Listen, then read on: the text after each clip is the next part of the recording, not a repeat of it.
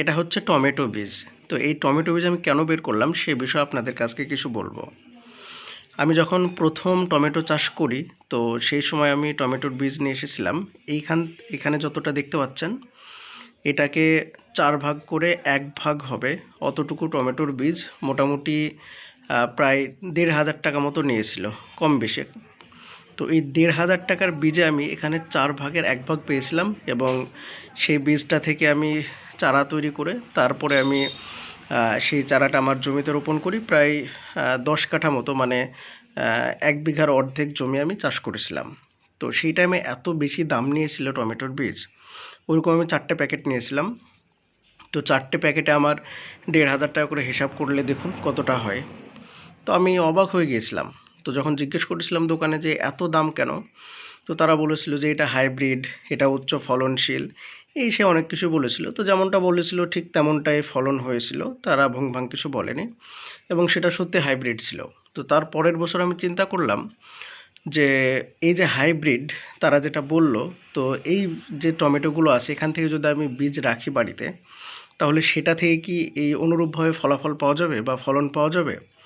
সেটা পরীক্ষা করার জন্যে আমি মূলত 4টে জাতের বীজ নিয়েছিলাম সেই সময়।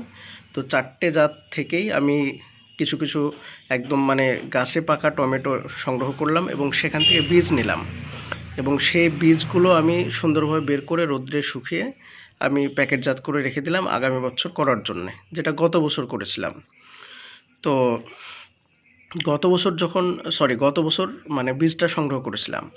তো ওই বীজ থেকে আমি এই যে মানে সিজনটা গেল টমেটোর, তো সেটা আমি প্রায় জুলাই মাসের দিকে লাগিয়েছিলাম। এটা হচ্ছে অগ্রিম টমেটো।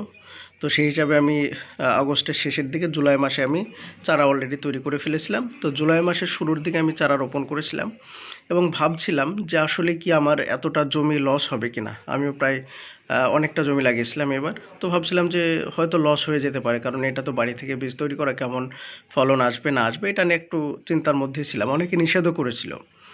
তা সত্ত্বেও আমি বীজ থেকে চারা তৈরি করে চারা রোপণ করলাম জমিতে এবং আল্লাহর রহমতে আমি বীজ কিনে যেভাবে ফলন হয়েছিল তার চাইতে বেশি ফলন হলো এবং এত পরিমাণে মানে টমেটো হয়েছিল যেটা কল্পনার বাইরে। মাশাআল্লাহ, আল্লাহ সুবহানাহু ওয়া তাআলা প্রচুর ফলন দিয়েছিলেন।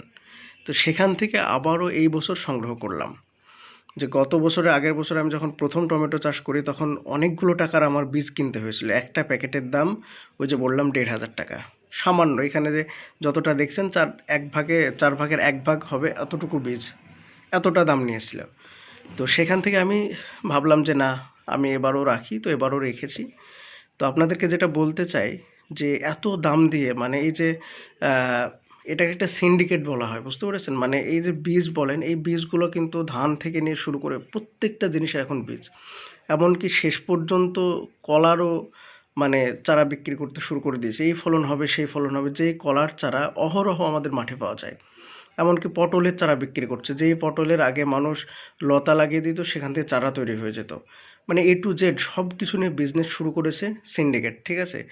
আর সেগুলো মানুষ লোভে পড়ে নিচ্ছে এবং মানুষকে প্রতি বছর এই বীজের পিছনেই মানে চাষের যে খরচার তার মোটামুটিভাবে 1/3 এই বীজ কেনার পেছনেই চলে যায়। মানে আপনার যদি চাষের পিছনে 10,000 টাকা খরচা হয় তাহলে দেখা যায় যে 1/3 বললে ভুল হবে, অর্ধেকটা বীজ কেনার পেছনে চলে যায়। দেখা যাচ্ছে যে আপনাকে প্রায় 3,500, 4,000, 5,000 টাকার মতো বীজ কিনতে হচ্ছে। তো এইভাবে ওই যে সিন্ডিকেটকে টাকা দিয়ে মোটা তাজা না করে প্রত্যেকটা জিনিসের বীজ রাখতে শুরু করে দিন বাড়িতে। সেটা বেগুন হোক, টমেটো হোক, কলা হোক, যে কোনো জিনিস হোক না কেন, একটু যদি যত্ন করে বীজগুলো রাখেন বাড়িতে, তাহলে সেই বীজ থেকে ইনশাআল্লাহ আপনি সুন্দর মতো ফলাফল পাবেন। এমনকি বাড়িতে আপনি বীজটা তৈরি করছেন সেখানে আপনার পরিপূর্ণ ভরসা থাকবে, লস হওয়ার কোনো সম্ভাবনা থাকবে না। অনেক সময় বীজের ক্ষেত্রে প্রতারণা করে, দোকান থেকে আপনি এক বলে বীজ নিয়ে আসলেন আর একটা দিল। তো সেক্ষেত্রে অনেক সময় বেশিরভাগ চাষি কিন্তু বীজের কারণে প্রতারিত হয় এবং লস খায়। তো বীজ আমাদেরকে এখন থেকে বাড়িতে রাখতে শুরু করতে হবে। বাড়ির রাখা বীজে 100% আপনি ফলাফল পাবেন এবং সেই বীজটা 100% ন্যাচারালভাবে হচ্ছে। সেখানে আপনার পয়সা খরচা তেমন কিছু হচ্ছে না। তো সব মিলিয়ে আপনি মানে অনেকটা খরচা বেঁচে যাবেন এবং লাভবান হওয়ার সম্ভাবনা অনেক বেশি থাকবে। তো প্রত্যেকটা জিনিসের বীজ সংগ্রহ করতে শুরু করে দেন, যেমনটা আমাদের দাদারা করতেন আগের জামানায় দেখেছি। তখন তো বীজের কোনো কেনা বেচার কোনো ব্যাপারই ছিল না, আর এখন প্রতিটা জিনিস নিয়ে ব্যবসা শুরু করে দিয়েছে, প্রতিটা বীজ নিয়ে ব্যবসা শুরু করেছে। তো এগুলো কিভাবে করেছে সেটা আপনাদেরকে একটু বলি। ওই যে টমেটো কেটে সুন্দরভাবে, একদম গাছ পাকা টমেটো, সেই টমেটোগুলো কেটে আপনাদেরকে স্ক্রিনে দেখাচ্ছি, দেখতে পাচ্ছেন।